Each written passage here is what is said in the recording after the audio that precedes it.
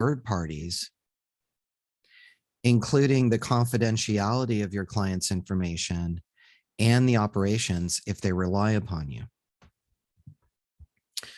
So according to Bloomberg, back about a year ago, May 29th of 2021, hackers found a password to an unused VPN account where they gained access to Colonial Pipeline's network. The account did not have multi-factor authentication. And from a report given to the Society of Automotive Engineers G32 committee, where I co-chair the risk management framework, the ransomware hack affected Colonial Pipeline's billing system. Colonial Pipeline suffered a first-party loss, including financial, operational, reputational, 100 gigabytes of information, and the $2.1 million ransom they paid. Third parties include the thousands of people that were affected by the gas shortage. So on May 18th, a class action lawsuit was filed in the U.S. District Court for the Northern District of Georgia, claiming Colonial and its owners acted negligently by employing lax cybersecurity standards.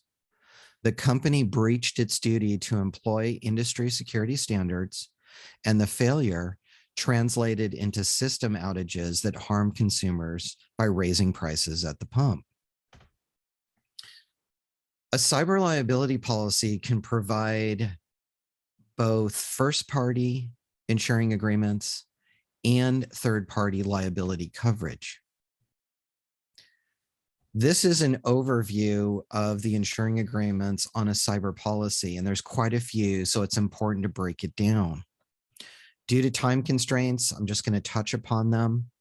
What we found is that when we do a review of our clients of these areas, many times we can help them identify and prioritize their risks and then customize their insurance to better protect the company.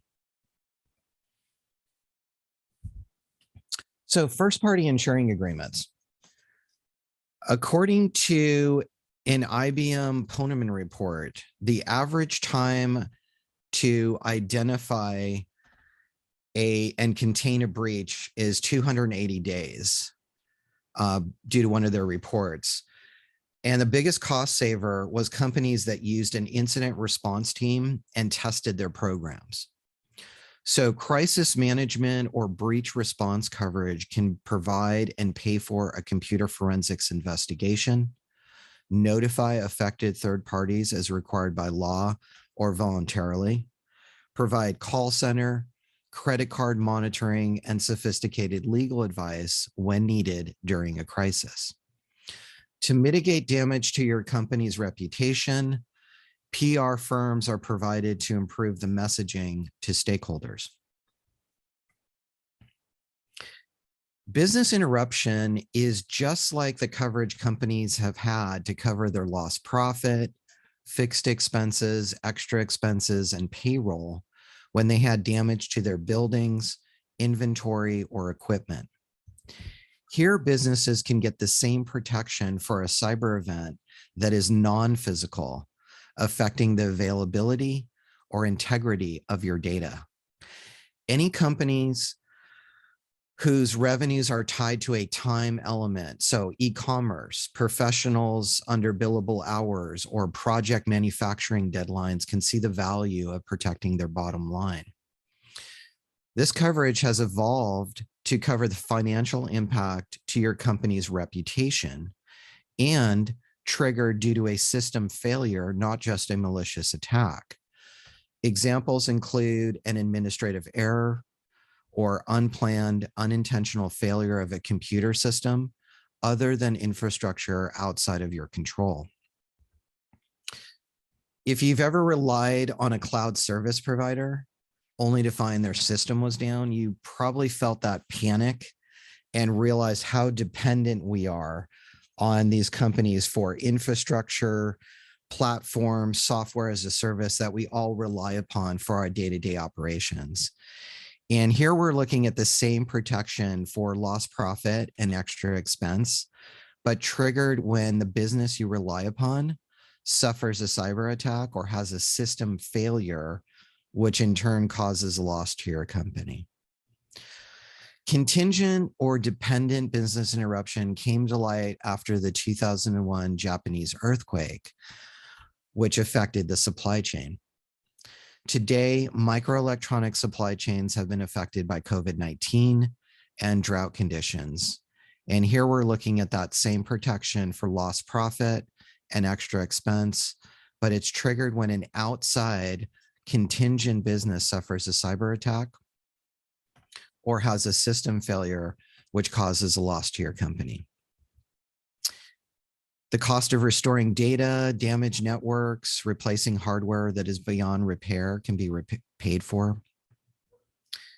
And along with paying a ransom, there is also reward coverage used to gain information leading to the apprehension of those responsible for the attack, and hopefully making a difference in reducing crime.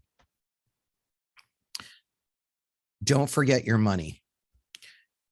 Like your data, money could be one of your most valuable assets and a high value target for cyber criminals. In one case, we put $150,000 back in our client's bank account within 2 weeks due to a social engineering loss. We understand these exposures, and we recommend that you protect your money as well as your data.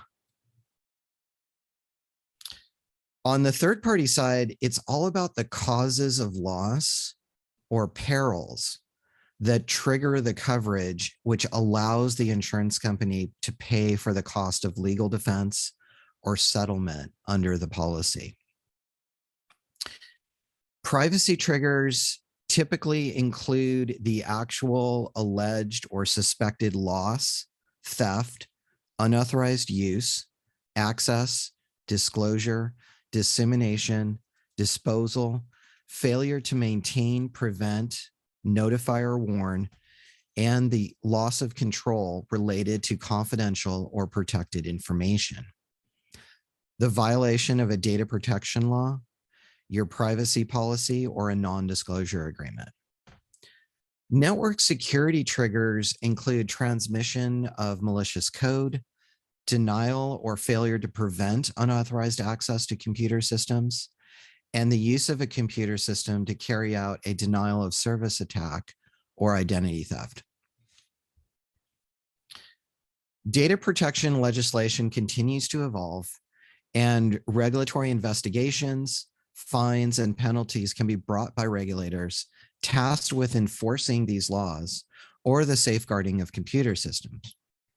Examples include foreign, domestic, local laws, and regulations such as GDPR, HIPAA, and the California Consumer Privacy Act.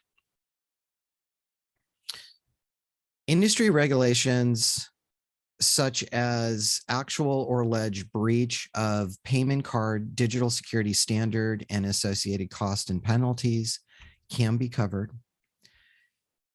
And with some restrictions and exclusions, various acts in the course of creating, displaying, broadcasting, disseminating, or releasing content to the public and defamation claims can be covered other than patents. Risks are increasing, so it's a great time to be more proactive, reevaluate your coverage, and take advantage of some of the services offered by the cyber insurance carriers. As SVP at LBW and director of our tech security division, I have unique expertise in both risk management and technology-related insurance. We diagnose risk in order to recommend a holistic insurance program. You may encounter requirements in contracts asking you to indemnify a customer or provide certain cyber-related coverages. We do help companies analyze their contracts in relationship to insurance coverage, so you have more confidence in how you're protected. Depending on the size and sophistication of your organization, we can quickly provide cyber insurance quotations. We also work with Diamond IT to help represent you to the insurance marketplace in order to get the best pricing and terms. So that completes my presentation. Thank you for your time and attention. Thank you, Howard. Before we switch over into Cody's perspective, I wanted to again poll the audience and find out how many of you, you answered if you did have cyber coverage. I want to know now, of those people that have cyber coverage, do you think that your current security policy and posture meets those policy requirements? So before Cody gets started, let's take a poll of the audience, find out if you guys think that your security posture meets some of the requirements that Cody is going to be talking about and that Howard touched on. All right. While you guys are getting your answers in, I'll hand it over to Cody Cooper to get started. All right. Thank you, Maria. I appreciate it. Everyone, thank you again for coming today. I do have a bit of a cold and I'm kind of getting over at the moment. So if I lose my voice halfway through, don't worry, it's just for your entertainment. I also promised Tabitha I would do this in 10 minutes, so we will see if I can. No promises there either. Maria, if you can kick us off. We're going to go a little fast through a lot of these slides because I don't really want to focus on the slide content too much, because a lot of you've already seen, right? Here's a very good example. Hacking is on the rise. We all know this. Cybersecurity is becoming a bigger and bigger deal. If you go to the next slide, Maria, it's much of the same. Each I don't know, I don't want to say every day, but I would say probably at least once a week, I see another giant company that's been hit by cybersecurity issues, whether it's compliance or it's hacking, social engineering, etc. There's just, the world has become a complicated place and we have to meet those demands. Maria, if you could go to the next one. And to sort of further impact this, the United States is the #1 target. We probably already knew that. I think most of us did, at least. We are the #1 target around the entire world for cybersecurity attacks. And this cybersecurity attack can be anything from a scam on your phone. It could be through your mailbox, either your electronic mailbox or even your physical mailbox. I actually got a scam last night that said that there was a parcel waiting for me at the post office, and I just had to call this number. If you call the number or you Google the number, you'll quickly realize that it's a nationwide scam. There were pictures all over the place of the letter. What they're trying to do is get your phone number so they can then add it to a database that they can then spam with more calls and more text messages to try and get you to either give them money or use you in some fashion. So I think we all know that at this point, we're all targets. Businesses are targets, individuals are targets. So I don't think I need to hit this hammer anymore. Maria, if you can keep going. But I think we all get the point. So because of that, we have the rise of cyber insurance. Cyber insurance, as Howard is very detailed for us, there's so many aspects to it, and it's so complicated. And Howard does a great job of explaining it and sort of dumbing it down for us, right? But even at the end of the day, you still have to fill out this sort of questionnaire. And I think I've done 6 questionnaires at this point this year, about 1 a month, maybe more, of different clients who have questions or who are trying to get cybersecurity insurance and they don't know how to answer them. This is all coming to fruition because of what's happening in the news. And one trend that I've noticed, and I think Howard can back me up on this, cybersecurity insurance questionnaires used to be 1 page, and it was sort of like, do you have cybersecurity? Do you have passwords? And that was it. But over time, over the past few years, these questions have become pages and pages. And it's, do you have multi-factor authentication? Do you have disaster recovery? Do you have incident response plans? And it's just becoming this sort of enormous thing, mainly because of the rise and the advent in cybersecurity attacks that we keep seeing. So I won't read the whole slide to you guys, but I think we can all agree that it is becoming more and more important. And that's reflected when you apply for cybersecurity insurance in sort of the advanced questions that they're starting to ask. So what does this mean? Where is this going? Maria, if you could continue for me. This is all about cybersecurity, right? And so what are they looking for? What are the insurance companies asking about? What they're asking about is, are you securing your data through the CIA? And the CIA is a term we in security use to talk about 3 things. The confidentiality of your data. That can be anything from a patent to your employees' private information, their home addresses. It could be HIPAA information. It could be anything. We are trying to keep that confidential. We're trying to keep and maintain the integrity of that data. If you have a financial database, that's one thing you don't want to be changed. You don't want it to be edited. We're trying to maintain that integrity, and we're trying to maintain the availability. Like Howard talked about the cloud and the cloud going down. When the cloud goes down, we all notice, right? Everyone notices. It's a rough experience. And so we need to maintain the availability of those systems, of that data, et cetera. So what the insurers are looking for is, are you doing your due diligence to ensure the confidentiality, the integrity, and the availability of that data? Are you doing proper cybersecurity? Now, it's important to note there are a lot of different standards. There's a lot of different compliance things that involve different ways of maintaining your security, of doing cybersecurity, but there are some overarching umbrellas and some overarching themes, regardless of which technical control you use, whether it's MFA or spam filtering or passwords or whatever. There are some themes that kind of spread across all of them. And so if you can just hit the high notes, you'll generally hit all of them. Maria, if you could keep going for me. The biggest one that you want to hit is a culture of security. You want to make sure you have policies. You want to make sure that people are trained. You want to make sure that there are things in place that's pushed down from the very top of your organization to the very bottom that says security is important. It doesn't matter how cool your password is or how long it is, or whether or not you have the latest and greatest antivirus. If it's not part of the company culture, if you don't have these things in place and part of the expectation, you're going to end up having issues with your cybersecurity insurance questionnaires, because you're going to be missing some of the key components, such as security awareness training, policies and plans, like your incident response plan.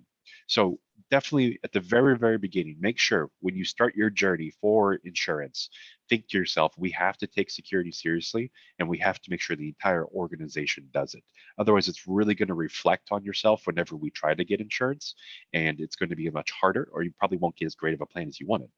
So just keep that in mind. How am I doing? All right, I got 4 or 5 minutes left. Let's keep going, Maria. The other big thing is, if you don't make it part of your security, your employees won't take it. I'm sorry, if you don't make security part of your culture, your employees won't take it seriously. And I do want to apologize. If your name is Dave, I'm sorry, but I love this comic. It's just one of my favorite comics, right? It says, in this corner, we have firewalls, encryption, antivirus software, etc. And in this other corner, we have Dave, right? And the idea behind that is, I am Dave. Even though I work in cybersecurity every day, I'm still a human. I still make mistakes. I still get a thing in my mailbox last night that says, you have a package waiting for you at FedEx. And without thinking, I call the number, and sure enough, it's not FedEx. It's somebody with a, Russian accent. I'm picking on Russian accent who, are saying, we just need your social security number, and then we can get you your package, kind of thing, right? So I almost fell for that. Sort of, right? And so that's the kind of thing we want to make sure that we are always highlighting. Make sure security is important, train your users, and then we can talk about the security controls and the technical controls. Because I promise you, half of every questionnaire is, are you training your users? Do you have these plans? So I will stop with that, and I'll move on to the next topic. Maria, if you could. Next biggest thing they're going to ask you about, incident response plan. Do you have one? The incident response plan, I think, and I'm excited to talk to Jorge, but I won't put him on the spot right now. I think the incident response plan is probably the biggest thing when it comes to both the application and getting insurance, but also when you're actually finally breached or you have some sort of incident. If you don't have a plan in place, it's like chickens with their heads cut off, or herding cats, or whatever analogy you want to use. It's like Sunday Easter with my toddlers, and they're running everywhere, and the bouncy house is only half inflated, but they've already jumped on it, right? And you're furiously trying to get them off while it's still inflating, and it's just a nightmare. Meanwhile, the food's burning on the barbecue. I'm getting PTSD from 2 weeks ago, but you get my point. The idea is, you want to be prepared, you want to have a plan. They're going to ask you about incident response plans. I've seen this on every questionnaire now. It is a major undertaking to make one of these plans. So anticipate it, think about it, think about how you want your business to recover, how you want them to act when something happens. And if you need any help, by all means, feel free to call us. Maria, next one, please. The moral of the story, though, is really preparation is key. it helps to have all these plans and these controls and these policies in place before something happens. It helps to have MFA already set up and these things already done before you even go after your insurance, so that you already have it on, you're ready and you're prepared. And you can finally perform in a manner that you want your organization to perform as during an incident. Because as I sort of alluded to at the beginning of this presentation, the incident will happen. It's just a matter of time. I can feel my voice changing, so let's keep going, Maria. I'm losing it, but we can keep going. Okay, and I'm going to go ahead and stop there. I think what we're planning to do at this point is we want to do a kind of a brief explanation of before a breach, during a breach, and after a breach. So I'll toss it back to Maria at this point. Yeah, Cody, you basically said it right. I mean, so we'll start with Howard, and he'll speak to his expertise about before breach. Jorge will chime in, and then you'll chime in. It'll be a general discussion here, and then we'll move on to the next slide, during and after. All right, Howard, on to you. All right. So, and then Cody, feel free to jump in, but I think there was some key points that we wanted to talk about as you go through this cycle. And part of this is before you have an incident, and this is where you're preparing for your insurance and you're getting your security controls in place that may need to be enhanced or improved. And right now, it's really about creating the narrative for the insurance companies so that you're going to get the best pricing in terms. A lot of these questionnaires are binary. It's kind of a yes or no. And some of these companies are using external scanning to identify weaknesses in outward facing security architecture. And so assets with insecure configurations, that could be outdated software or other vulnerabilities, are generating an alert. So depending on the results, you could look more favorable to the insurance company. You could get declined. Your premiums could be increased, or you could get non-renewed. And so we've worked with Diamond IT to increase security for clients so that when they do an external scan, that you're in a good position. But with the binary questions, it doesn't just have to be yes or no. If you're in the process of implementing MFA and that's going to be done in the next 2 weeks, then rather just saying no, maybe you can make the case, we're already doing this, here's the implementation date, and show that you're in the process of maturing your security. Because I don't believe there's 100%. We're all evolving. So that's just something to keep in mind. The other thing is supporting documentation about your security maturity program. Now, I've actually utilized the NIST cybersecurity framework with clients and showed 2 points in time and showed how they're meeting that standard at a higher level now than they did before. And so that's going to show the insurance carrier that you're evolving as a company. The other thing to keep in mind is these applications are a warranty, meaning the insurance company is relying on that information. And if you say you're doing patching at a certain frequency, and then it turns out you're not, they could say that was material in underwriting the risk and use that as grounds to potentially deny a claim. So you want to be prudent and honest about what you're doing. And maybe that warrants a little bit of an additional notation about it. But you do want to be careful how you answer the policy.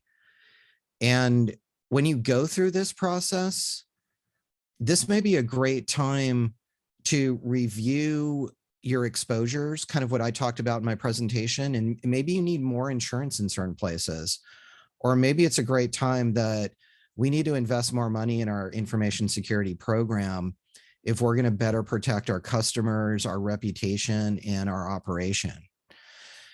And then one other thing, obviously, I fully agree with what Cody was saying, incident response. And also, there are logs that capture information that's taking place in your network environment. And after a breach, that information could be valuable to determine exactly what happened. So preserving evidence is can also be important. And that's a couple of points there. Sometimes what we do is we put together what I would call kind of a claims flow chart related to the obligations in your cyber insurance policy so that you're actually preserving your rights under the policy and avoiding any late reporting. And that can go right into your incident response plan. And the last item I would say on this is if you're looking for choice of counsel, like you want to use your own attorneys or you have a certain panel providers that you want to use, you're going to need to vet that with the insurance company. And the best time to do that is before your policy renews. Some carriers are more flexible on that than others.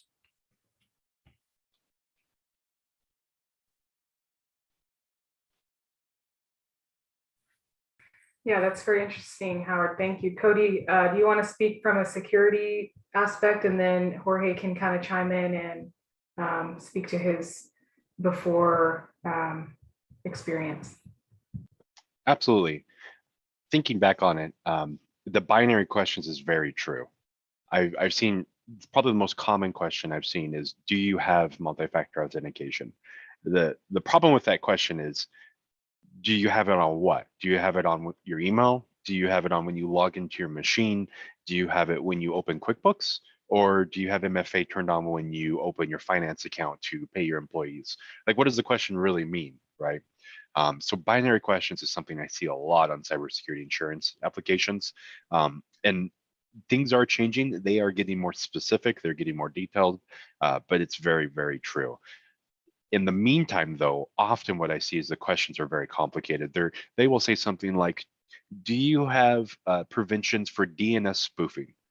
And I don't know how many people know what DNS spoofing is or what DNS is, or even spoofing is for that matter. To have them combine it together, it's just a whole bunch of garbledygook at that point. So my suggestion would be to have someone who's familiar with this stuff answer the questions for you. It can be a frustrating and tedious experience, especially as I think the last one I looked at had around 86 questions. It can eat up a lot of your time, and you'll spend more time Wikipediaing and Googling some of the terms than you will be answering the questions. So if you can get an expert to help you, whether that's Howard or myself or your nephew, definitely try and get someone to help you with it. Same thing with security controls before it's needed. Howard also absolutely hit the nail on the head here. You don't always necessarily need to have it.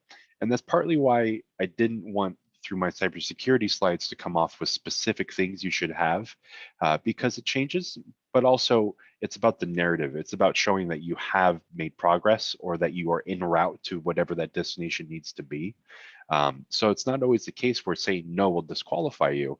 Really what you want to say is, no, we don't currently have it, but, and that will almost give you the same thing as saying yes. So key point to keep in mind there.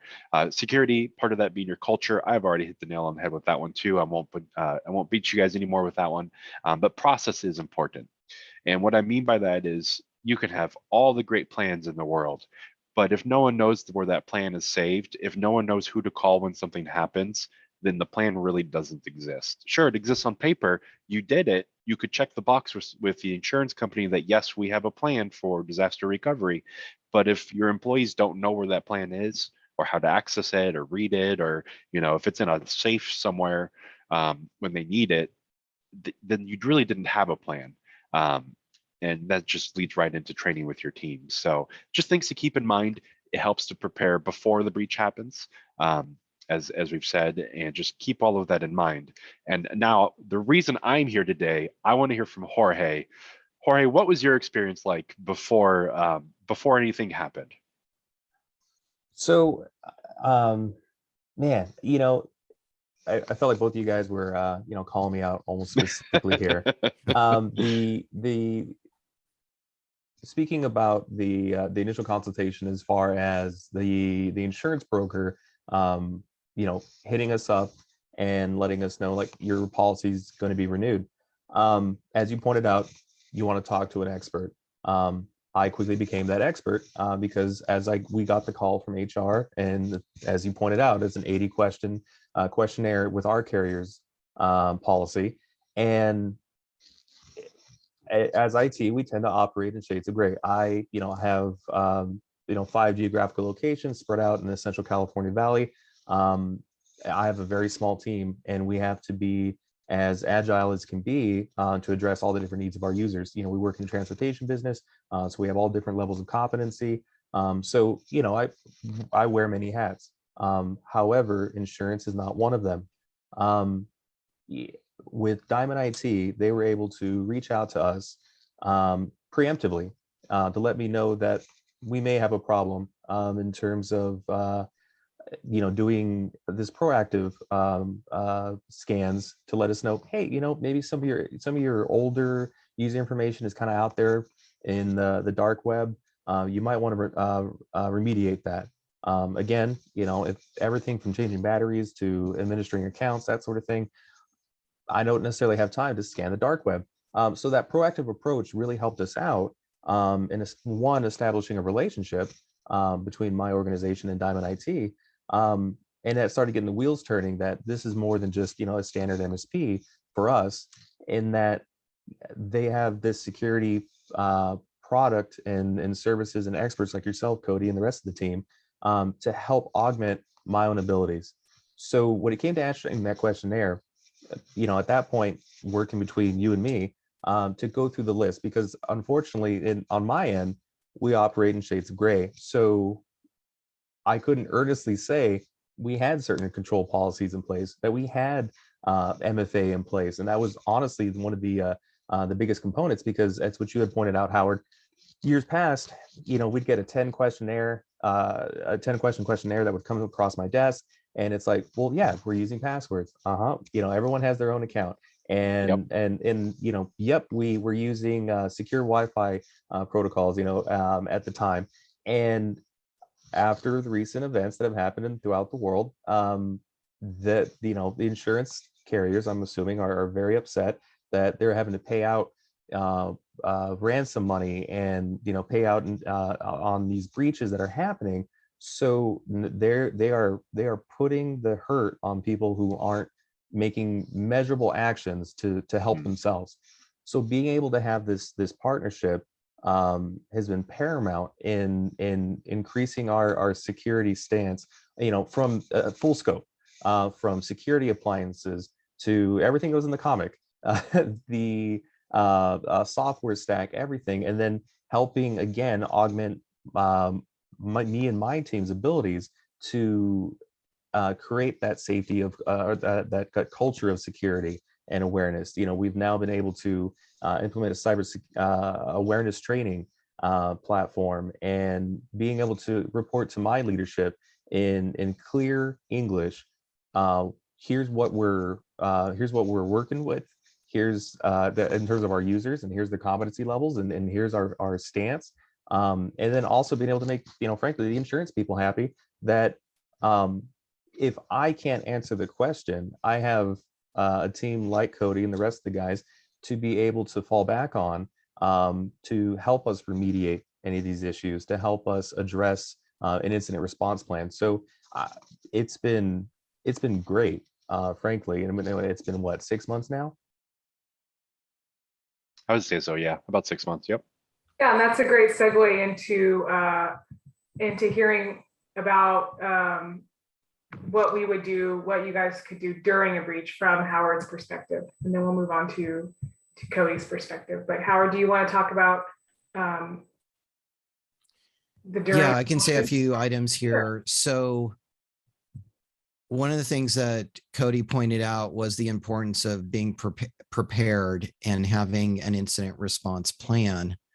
That could also tie into your backups. Obviously, if a company gets ransomware and they're able to restore that information effectively without having to pay a ransom, which may or may not yield the results that they're looking for, then that's really a much better position to be in. But during an attack, one of the biggest values of the cyber insurance policy is the services. So when you have a cyber attack, a ransomware attack, or some type of data breach or unauthorized access, you need a forensics investigation to determine exactly what happened, what information was accessed, what information was exfiltrated. And the insurance companies have that on standby at a moment's notice. A lot of companies don't have those experts on retainer. So that can be very helpful. And then you also want to consider the indirect loss. So if your operations are disrupted, now you can't function. Now you can start losing money. Now you may have a reputational impact with your customers. There is PR assistance that the companies provide.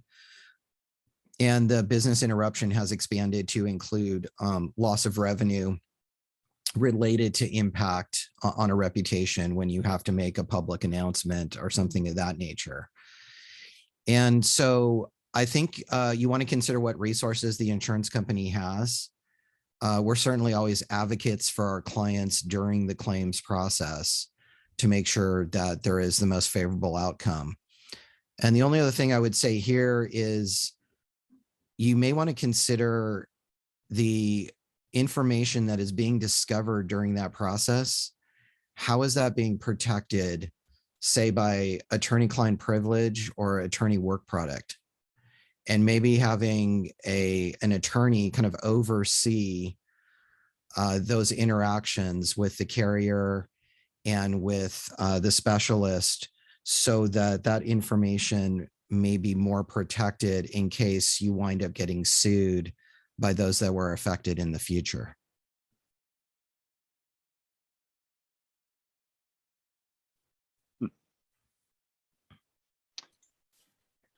Cody, what are your thoughts? Yeah, it's very true that when the inevitable happens and you undergo an incident, each carrier has a different way of handling it, and they usually want it to be handled their way. What I've found is some of them would prefer that you fix the problem as fast as possible, try and stop, maybe it's ransomware, for example, try and stop that spread. Other carriers I've seen have asked us to just stay hands off, and they want to send in their own expert team to handle it. So it is very important, I think, that if you do identify there is an incident, to sort of immediately stop and call the carrier first, figure out what they would like us to do or what they would like you guys to do before you take a lot of action. And that really should be part of your plan as well.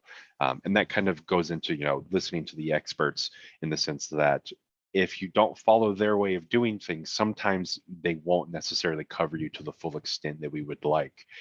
And to give you a technical reason, I don't want to get super technical right now, but when Howard was talking about computer forensics, there is data and logs and information inside a computer that if you shut that computer off, if you pull the power cord, that data is gone forever.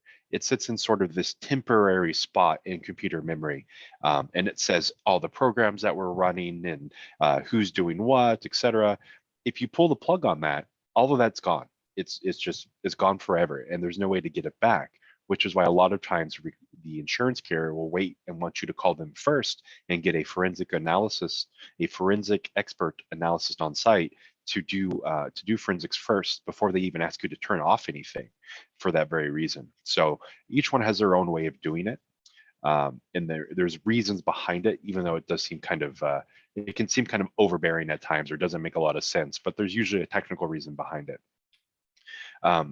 Jorge, I wanted to ask, and I don't know exactly the full details, but if I understand it right, you guys did have a security issue at one point? Okay, before you share, I just want to make just time check. We have about 3 minutes to get through the last 2 slides, and then I want to leave the last kind of 10 minutes for Q&A. So okay. Having said that, I want to hear from Jorge though. Yes, we do. What happened?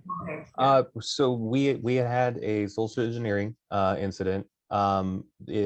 Essentially what had happened is a user had a compromised email account, and their account was spammed out. And because it was a high-level user, another employee who worked in sales ended up opening the message, and so that person was able to, the attacker was able to read that person's messages and see that this person deals with money. And so they intercepted a message from one of our clients asking for like, hey, what do I send payment for, an item? They intercepted that message. They gave the client bogus information to send the money to. So approximately, a month later, customers, hey, where's my stuff? And of course, we're looking like, huh? It, it was, as what we talked about, it was Wait, so embarrassing. this happened a month without you guys even knowing, and then you It- found out after the fact? Exactly, Oh, man. because the user didn't realize that they weren't getting any messages because there was an auto forward set up on the account. Oh, yeah. And so they're just like, oh, I guess let's have a quiet month, I guess. And it's one of those things where it's so sneaky and nefarious and frankly embarrassing. Yeah. To where now between the entire stack of software and services that we're utilizing, I mean, MFA would have stopped that, straight away. Outbound rules stop that right away and say, Yeah. hey, this is sneaky behavior.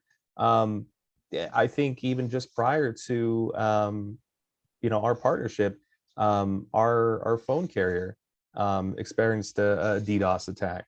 And we were without service for nearly a week, or degraded service at best. So it's like these sorts of things. I mean, if it had gotten long enough, we may have had to make a claim with our carrier to say, hey, listen, like this is impacting business, this is impacting our reputation, because yet again, we rely on these calls to come in to help service our valued customers and clients. So it's it's of course incredibly frustrating when you can't address things directly, Yeah. and it's completely outside of your control. But then again, that's why you have these controls in place. Did you guys have insurance, or what ended up happening with the social engineering thing? Did you guys get paid back at all? So we did. We were able to recover a fair amount of the funds that were transferred out. I think out of pocket, it was a substantially, like maybe 10% is what we ended up being unable to recover. But that was back when it was a single page questionnaire. Working with them at the time, it was like, oh no, you got hit. Oh, okay, you did it. You took a hit on the policy. They cut you a check. That's it. But as what you've spoken about, Howard, I mean, with our most recent audit and review, that they will not pay if you are not doing the measurable actions and things you can to keep yourself safe. They're not going to pay it. They're going to say, well, you didn't have MFA in place, you didn't have an audit trail that we could go through, you weren't even training your employees on cybersecurity awareness. Those are all things that at this point in time that have to be taken seriously. It might hurt. You might think that your user base is going to be intolerant to that sort of thing, but it's the wholesale. You got to do it, and that's just to protect the business. And with that, Howard, why don't you go ahead and speak to after a breach? Yeah, so just picking up on what Jorge was saying. So once you have an incident, it's all about the narrative right now, right? You can't just check the box. So you need to explain what happened, why it happened, and why it's not going to happen again. And that's where you need to show maturity. One of the things Cody showed in his incident response, which I think ties into NIST, there's one last area that a lot of companies miss, and that's called lessons learned. Yeah. And you really kind of need that to show the insurance companies that you're maturing. And that's how you learn from these mistakes. And if they see that you're learning and you're evolving, then you're going to be a better risk. So I think that's a really important point. And the other thing is, looking at risk holistically. Cyber risk can damage equipment. It can cause injury to people. You're also looking at your money. We have a large company that does a lot of shipping. And it was surprising to find out what would happen if the plane was, say, cyber attacked and then the shipment was lost. So that's one of the things that we look at from our tech security division is, taking a company looking at your money, looking at your data, looking at your company holistically and your entire program so that you're minimizing gaps. So I think that's an important thing to keep in mind. But Cody, what are your thoughts? Absolutely. Absolutely. Debriefing your plan, talking about what worked, what didn't work, training on whatever is being changed, and filling in the gaps is incredibly important. And I think Jorge probably had a lot of lessons learned from him too. And I'm assuming, and I've seen it with a lot of us, after something happens is when you decide, oh, I needed to fix that, which is unfortunate, but also kind of the reality. And I think it's important to take a step back, look at the whole picture, figure out why something happened and prevent it going forward. You're never going to be able to prevent everything, but definitely you can definitely prevent the things you're already aware of and have been shown to you. So Guys, we got some questions coming in. go for it. Go for it. Yeah, so the people want to hear from Howard and Cody and you guys and Jorge. What would you say is vital in having what would you say is vital in continuously improving third-party risk management to protect critical data, other related highly confidential corporate or personal information? What's the most vital need to continue to improve and protect that? I believe that maybe as much as 40% of your risk is coming from third parties that you don't necessarily control.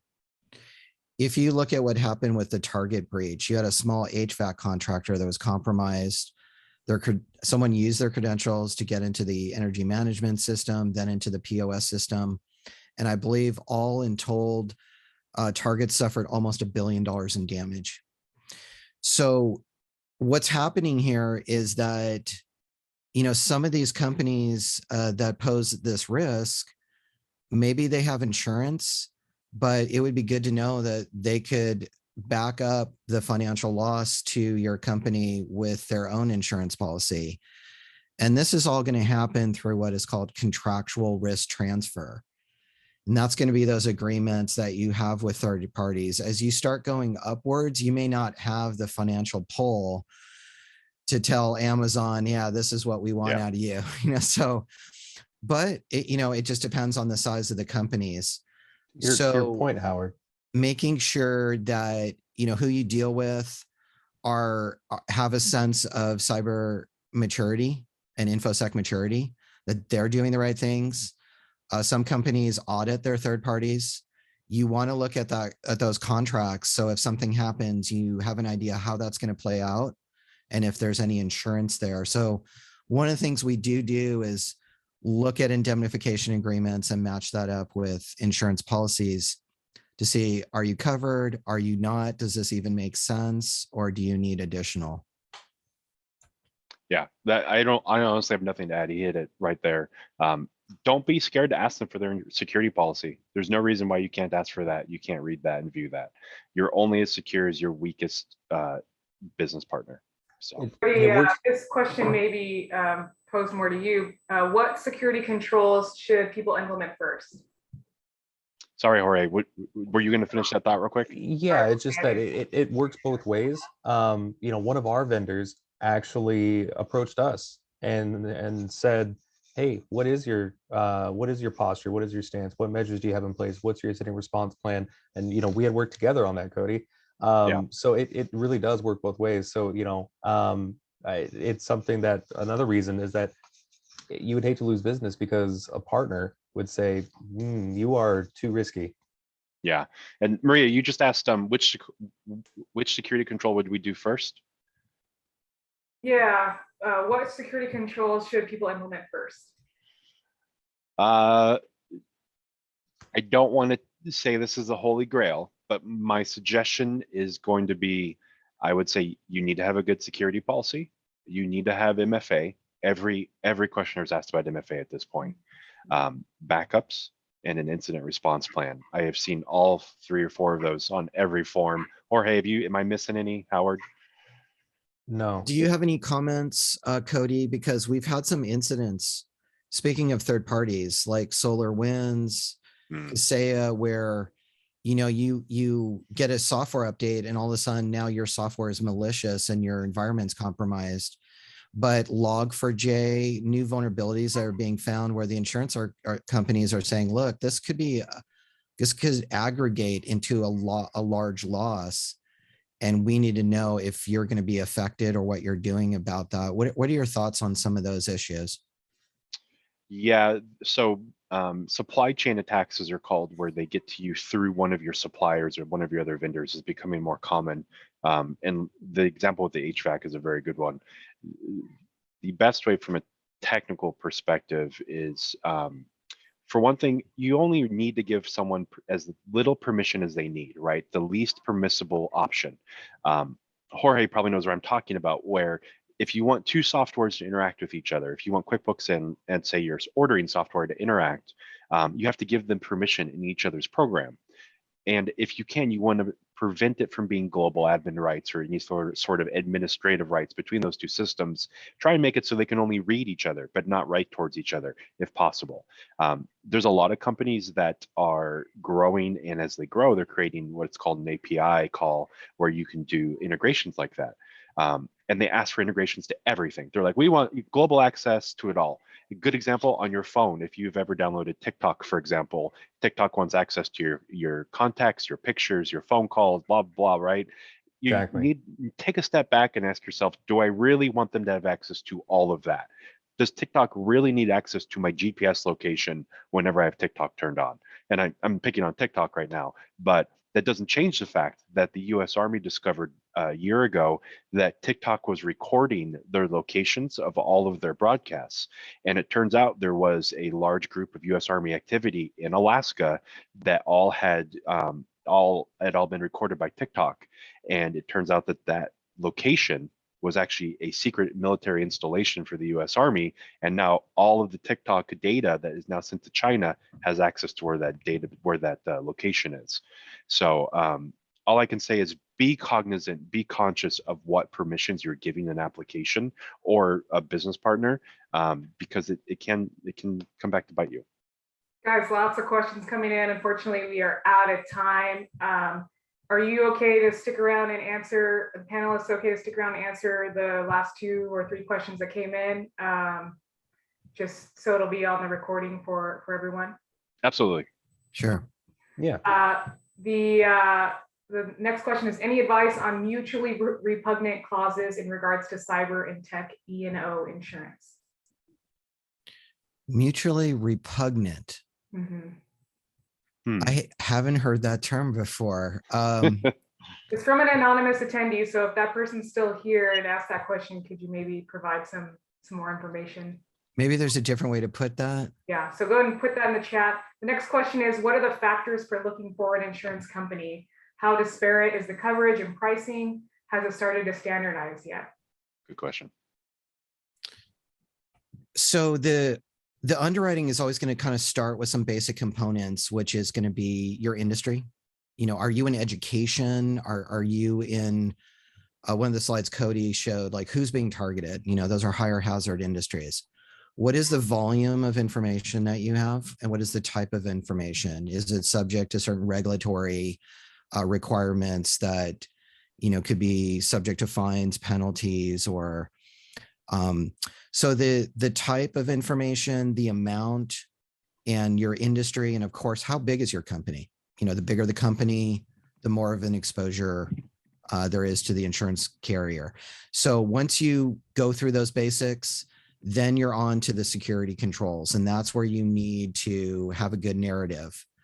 And if you're not doing the right things, then at this point, you may not be insurable, or you need to close those gaps so that you can show a certain level of maturity. And so then it's going to go from there. As far as pricing, those are kind of the factors. What's happening with the marketplace, I would say about 16% of the policies in one study doubled in price or more. About 39% were over 50% increase. And I think around 72% were over 20% increase.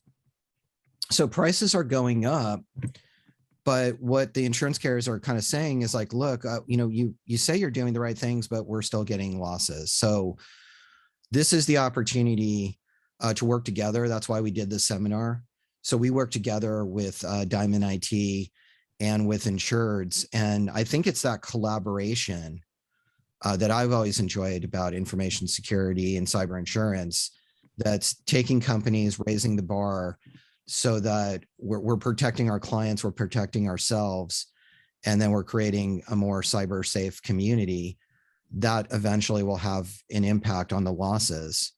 And then we can look at, better pricing in terms. So it's about the narrative, but hopefully that information gives you some guidance. Yeah, thank you. Obviously, lots of information to cover, and we may even do a third part to this, but I just want to kind of wrap up, and thank you all for joining. Thanks to our sponsors, Diamond IT. Thanks to our panelists, Jorge Alvarado, Cody Cooper, and Howard Miller.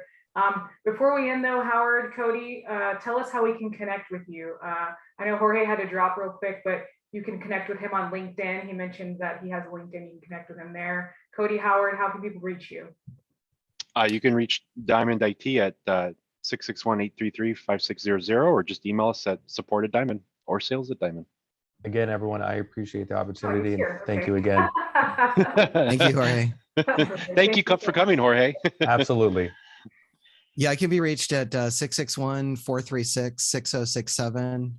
Howard M at lbwinsurance.com. You can find me on LinkedIn or lbwinsurance.com, specialty coverages or specialty industries, tech secure. Awesome. Again, thank you all so much. And until next time. All right. Thank you, Maria. Thank you. Thank you. Take care.